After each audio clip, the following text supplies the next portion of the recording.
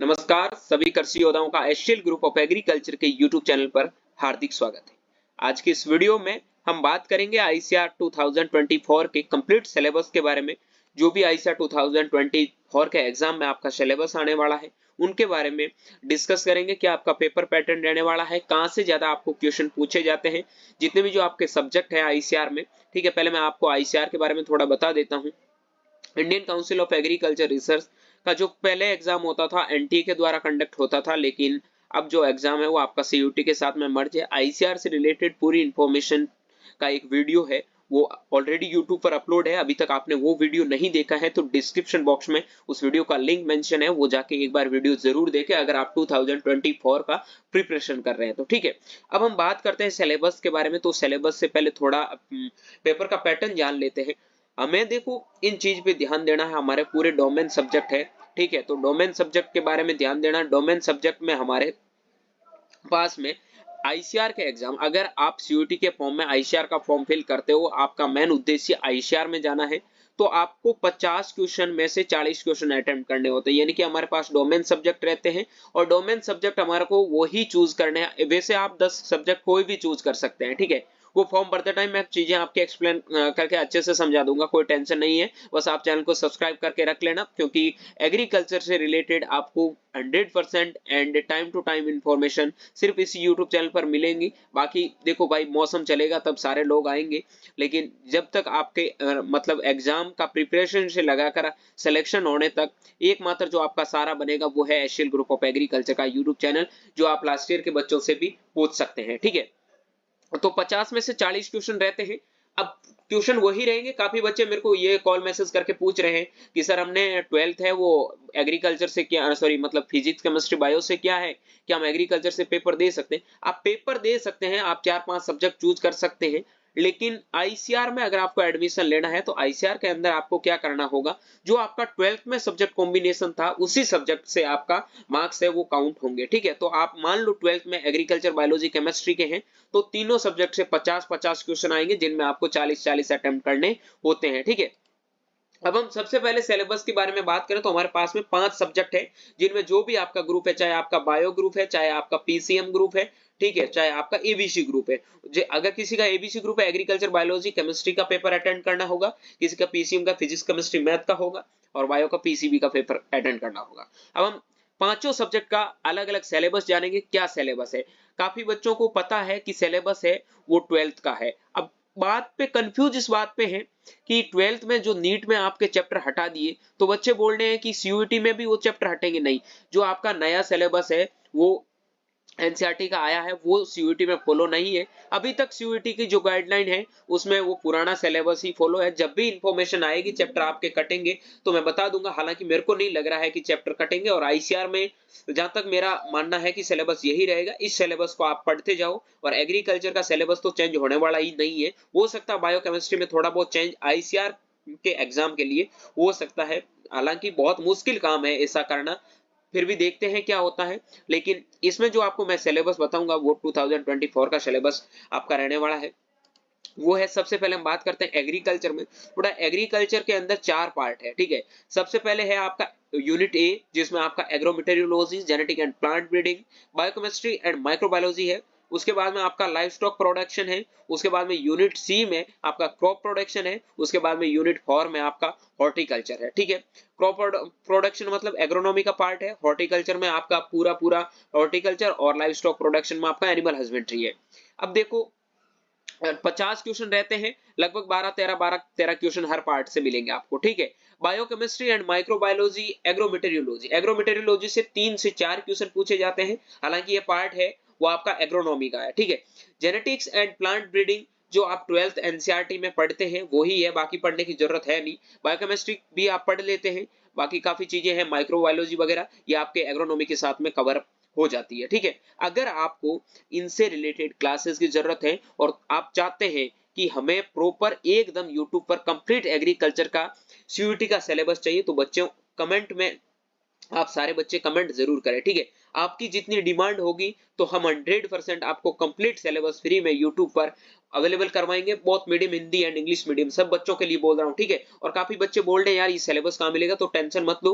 आप व्हाट्सएप और Telegram group का लिंक है डिस्क्रिप्शन बॉक्स में मेंशन है, वहां जाके आप ज्वाइन हो, वहां आपको पीडीएफ मिलती जाएगी, नोट्स वगैरह सारी चीजें वहां आपको प्रोवाइड करवाऊंगा, मैं आपके साथ में हूँ, टेंशन लेने की जरूरत नहीं है। हम यूनिट फर्स्ट में बात करते हैं क्या क्या पढ़ना है। एग्रोमेटेरियोलॉजी है जिसमें आपके elements of weather, rainfall, temperature, humidity, wind velocity, ठीक है, sunshine, weather forecasting, climate change in relation to crop production, okay. Genetic and plant breeding में आपको cell structure and cell division, ठीक है। उसके बाद में आपका ऑर्गेनाइजेशन में आपका जेनेटिक मटेरियल्स में क्रोमोसोम, डीएनए, आरएनए पढ़ना है। मेंडल्स के लॉ पढ़ने हैं। उसके बाद में क्वांटिटेटिव इनहेरिटेंस पढ़ना है, क्वांटिटेटिव और क्वालिटेटिव जो भी आपके करेक्टर होते हैं वो पढ़ना है।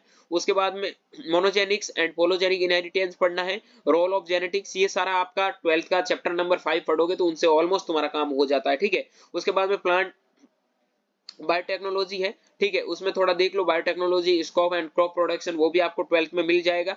बायोकेमिस्ट्री, पीएच है, बफर है, ये भी आप 12th में पढ़ते हैं। उसके बाद में माइक्रोबायोलॉजी है, तो ये तो ज्यादातर बायो का पार्ट है, ठीक है। इनमें लगभग 8 से 10 क्वेश्चन आपको एग्रीकल्चर में बायो का मिलेंगे। अब देखो बात करते हैं लाइव स्टॉक प्रोडक्शन में, जिसमें सबसे पहले स्कोप एंड इंपॉर्टेंस पढ़ना है, importance of live stock in agriculture and industry, wide revolution in India. उसके बाद में importance, breeds, Indian and exotic, distribution of cow, buffalo and poultry in India. उसके बाद में केयर एंड मैनेजमेंट है, ठीक है, जो आपका कैटल और पोल्ट्री हाउस का केयर मैनेजमेंट सिस्टम के बारे में, प्रिंसिपल, फीडिंग फीडिंग प्रैक्टिसेस के बारे में, balance ratio, define definition and ingredients, okay. एक सेकंड। उसके बाद में मैनेजमेंट ऑफ कॉल बुल्क, और उसके बाद में pregnant in males animals, well as chicks, टॉकटेल्स एंड लेयर्स, पोल्ट्री, ठीक है। पोल्ट्री का बहुत इंपॉर्टेंट रोल है बेटा एनिमल हस्बेंड्री में, तो इनको थोड़ा अच्छे से पढ़ना। उसके बाद में कैटल और बुल्क से भी काफी कैटल बुल्क से क्वेश्चन पूछे जाते हैं, वो आपको ब्रीड्स में सारा चीजें हैं वो कवर करवाने की कोशिश करेंगे, ठीक है। उसके बाद में साइन है, 6 एनिमल्स, ये जो सिम्टम वगैरह, कॉमन डिजीज वगैरह ये आगे आपका कौन कौन से डिजीज है वो भी दे रखा है। रेंडरपेस्ट है, ब्लैक वाटर है आपका, एफएमडी है। उसके बाद में आपका ये आपका नया इसमें क्या हार्मोसिम्पिक डिजीज है, तो उसमें भी कॉक्सिन डिजीज है, ये भी है, फाउल पॉक्स है, वो रानीखेत डिजीज है। देयर प्रिवेंशन एंड कंट्रोल, ये मैं थोड़ा सही करके भेज दूंगा क्योंकि दो डिजीज का नाम एक साथ ऐड हो गया, ठीक है। आर्टिफिशियल इंसेमिनेशन है। उसके बाद में आपका लाइव स्टॉक प्रोडक्ट्स है, ठीक है, ये चीजें पढ़नी है। उसके बाद में क्रॉप प्रोडक्शन आ जाता है। क्रॉप प्रोडक्शन में आपका सॉइल फर्टिलिटी, फर्टिलाइजर, मैन्योर्स ये है। उसके बाद में तुम्हारा देखो टारगेट अचीवमेंट्स, ये जो बेसिक आप चीजें पढ़ते हैं यही सिलेबस है। उसके बाद में इरिगेशन एंड ड्रेनेज है, वीड मैनेजमेंट है, क्रॉप प्रोडक्शन है, कौन कौन सी क्रॉप का प्रोडक्शन है, ये चीजें यहाँ पर दे रखी है, ठीक है। अब हम बात करते हैं हॉर्टिकल्चर में। हॉर्टिकल्चर में भी 10 से 12 क्वेश्चन आते हैं, जिसमें आपको मेनली ध्यान देना है बेसिक हॉर्टिकल्चर। देखो ऐसी चीजें याद रखो कि बेसिक पढ़ना है। बेसिक में तुम्हारा ऑर्नामेंटल है, तुम्हारा प्रोपोगेशन मेथड है, ठीक है, ये सारी चीजें होती है वो बेसिक हॉर्टिकल्चर में आ जाती है। उसके बाद में कल्टीवेशन प्रैक्टिसेस में आपका फ्रूट्स है, वेजिटेबल्स है, फ्लावर्स है, ठीक है, तो फ्लावर्स में कौन कौन से फ्लावर्स है वो भी आप देख सकते हैं।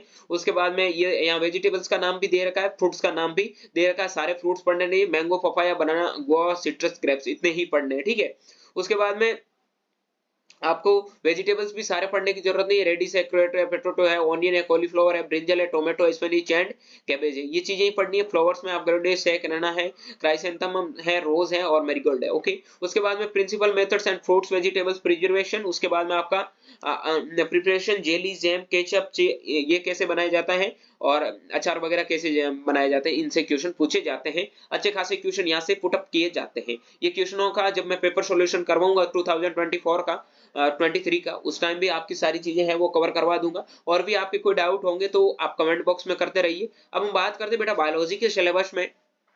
तो बायो का सिलेबस है वो 12th का पूरा एनसीईआरटी है, ठीक है। 12th का पूरा एनसीईआरटी, 12th में आपको पता है 5 यूनिट है।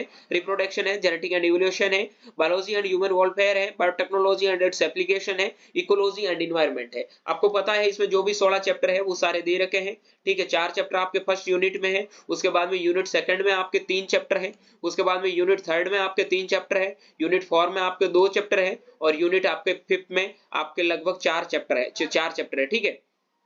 तो ये सारी चीजें आपको बायो में पढ़नी है। बायो, केमिस्ट्री, फिजिक्स और मैथ के लिए आपको 12th की एनसीईआरटी के बाहर जाने की जरूरत नहीं है। काफी बच्चे बाहर जाने की सोच रहे हैं, तो मैं पहले आपको स्पष्ट बता देता हूं, इनको बाहर जाने की जरूरत नहीं है। और काफी बच्चे बोल रहे हैं सिलेबस है आईसीआर के लिए, क्या एनसीईआरटी जो नया आया उनके अकॉर्डिंग फॉलो होगा? नहीं, जो आपका पिछले वर्ष का था उसी के अकॉर्डिंग सारी चीजें फॉलो होने वाली है। तो वही चीजें ध्यान से देखते रहिए, उन्हीं चीजों को बार बार पढ़ते जाइए, नया कंटेंट पढ़ने की कोशिश ना करें, ठीक है। देखो, ये सारी चीजें हैं, आपका केमिस्ट्री का सिलेबस आ गया, केमिस्ट्री, फिजिक्स, मैथ सारा सिलेबस है वो इसमें ऐड कर दिया गया है। तो आपको बता दिया गया कि जो आपका 12th का सिलेबस था वही था। बेसिकली बच्चे क्या एग्रीकल्चर में कंफ्यूज होते हैं और सोचते हैं कि नया सिलेबस क्या है, तो पहले बता देता हूं, नया सिलेबस कुछ नहीं है, जो पुरानी चीजें वही थी। पीडीएफ है, मैं आपको टेलीग्राम और व्हाट्सएप ग्रुप पे शेयर कर दूंगा, तो ये चीजें देखकर आप भी, आपके सारे डाउट्स हैं वो क्लियर हो जाएंगे। बाकी आप हमारे साथ में कॉन्टेक्ट में आ सकते हैं।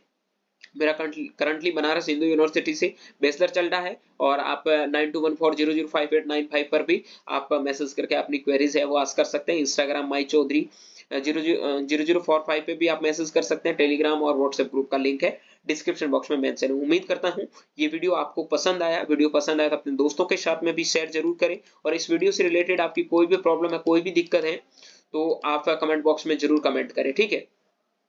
तो मिलूंगा बहुत जल्दी एक नए वीडियो के साथ में। बच्चों शेयर करो और अपना रेस्पॉन्स है ज्यादा से ज्यादा दो।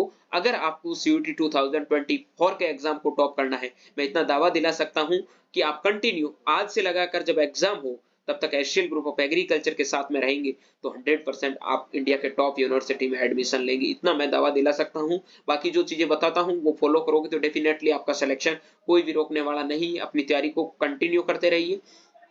तो वीडियो को ज्यादा से ज्यादा लोगों तक शेयर करें, और वीडियो को भाई पसंद कर देना, ठीक है। वो लाइक वाला एक बटन दिख रहा है ना वो, और एक सब्सक्राइब वाला लाल सा बटन है बेटा, वो दबा के घंटा भी ऊपर बजा देना, ठीक है। तो मिलते हैं अगले वीडियो में। Bye bye.